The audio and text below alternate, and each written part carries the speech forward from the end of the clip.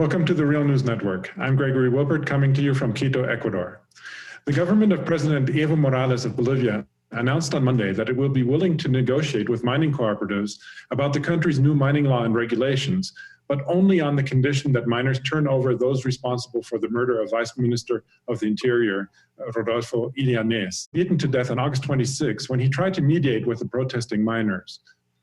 So far, 6 miners have been arrested, including the president of the Federation of Mining Cooperatives, Carlos Mamani. During the protests also, as many as 5 miners were killed as well in clashes with the police. Joining us from Cochabamba, Bolivia, to discuss the ongoing situation there is Kathryn Ledebur. Kathryn is director of the Andean Information Network. Thanks for being on the Real News, Kathryn. Thanks so much for having me.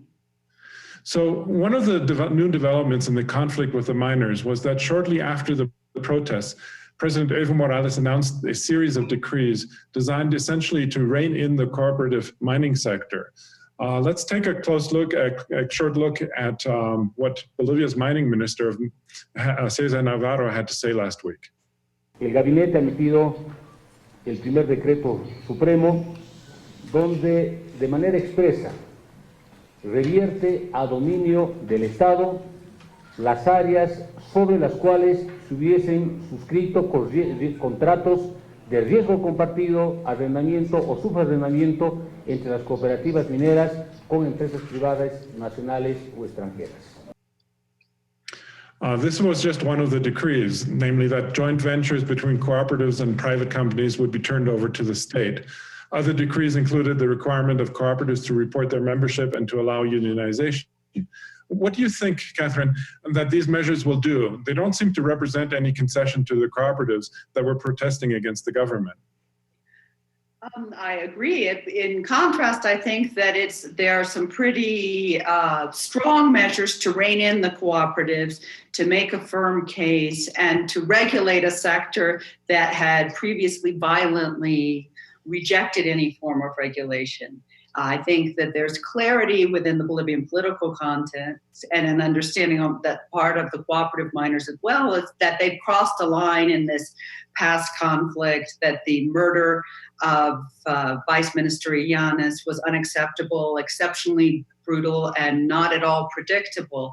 And I think what we're going to see here is a period of relative calm and reduced resistance from the cooperative miners. I think that this was a stance that was firm, that was practical, that was not exceptionally abusive, but at the same time created some very important rights and support for workers within the cooperatives. The cooperatives, so very highly stratified, from individual miners working out to subsistence to very large stratified organizations. This creates a fund and a dispositions for social services, unionization, and social benefits for everyone employed by the sector. And I think that, although it may not be interpreted as such by the cooperatives, is a very, very positive step. So, as I mentioned in the introduction, the government says that it would be still willing to negotiate with those if those responsible for the death of Vice Minister Illanes are turned over.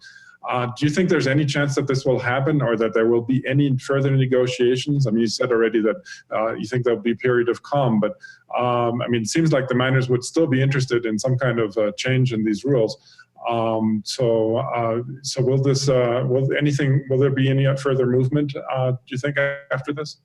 Well, it's difficult to predict. The government claims that there are 2 key witnesses in the case of Illanes' murder. It's also important to note that in the age of cell phone cameras and video footage, that they've been able to identify some of the key players, and very public statements from union leaders predicting or calling for the death of Illanes. So I'm not sure that there's going to be any capitulation on the part of the mining sector, but they are not currently in a very strong position to negotiate, to force concessions from the government, or to stonewall any of these decrees. They're not a particularly popular group within Bolivian society and face the resentment of other sectors, including Bolivian salaried miners that work for the state mining company.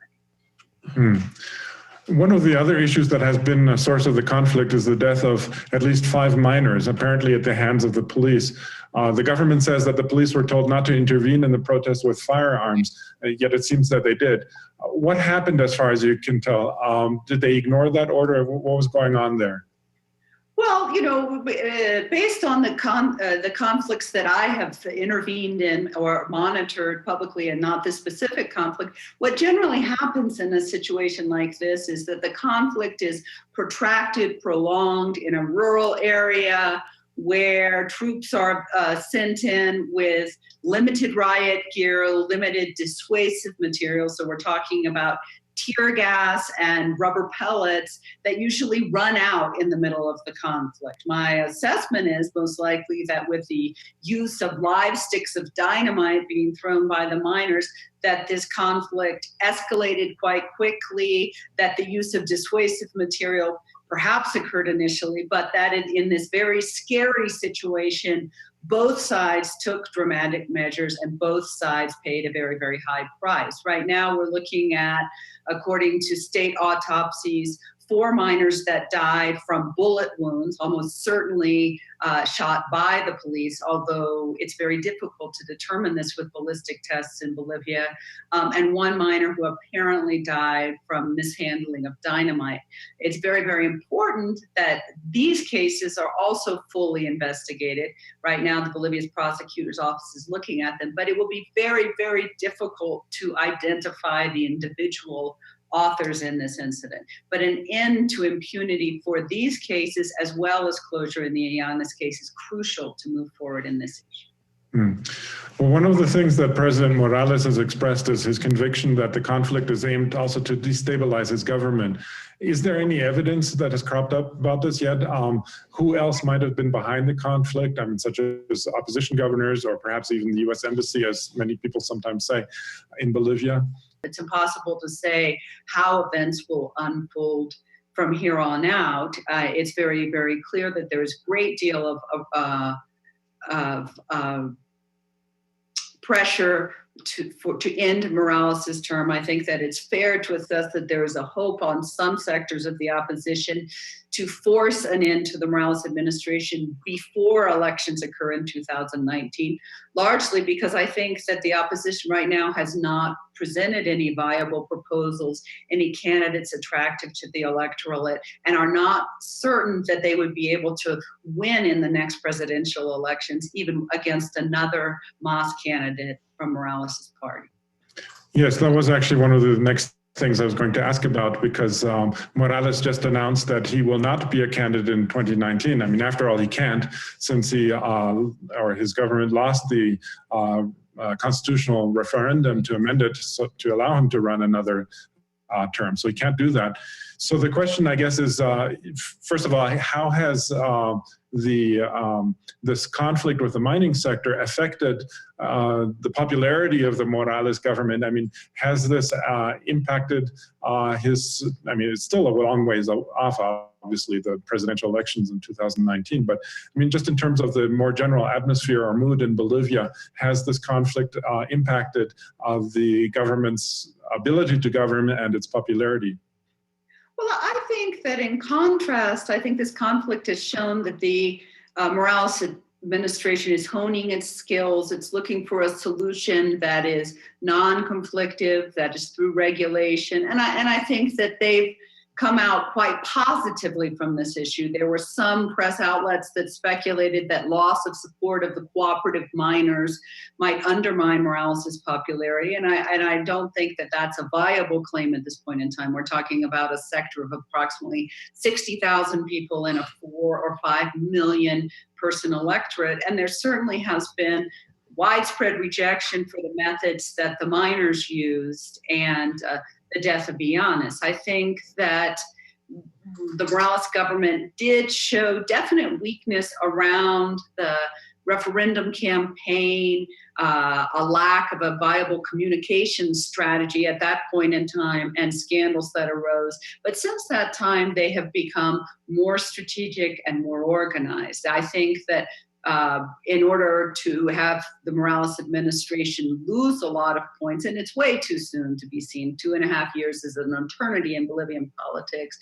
The opposition is going to have to come up with something viable. They're going to have to propose something. They're going to have to recommend something. And what we see is that they remain in disarray since they lost the 2005 election for a period of over 12 years. Okay, well, great. This is all the time we have, but we'll definitely be coming back to you on further developments in Bolivia. So thanks again so much for joining us, Kathryn. Thank you very much for having me. And thank you for watching the Real News Network.